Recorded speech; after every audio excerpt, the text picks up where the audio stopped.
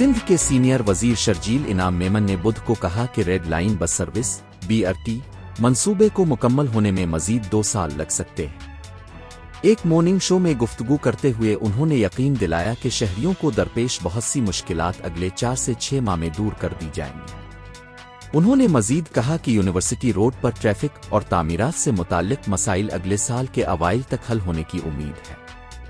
शर्जील इनाम मेमन ने इस बात पर जोर दिया कि सूबाई हुकूमत इस मंसूबे को तेज करने के लिए पुरज़्म है, लेकिन उन्होंने मजीद कहा कि तकनीकी रुकावटें जैसे कि पानी, गैस और बिजली की लाइनों को मुकर्ररा रास्ते से मुंतकिल करना ताख़ीर का सबब बन रहा है।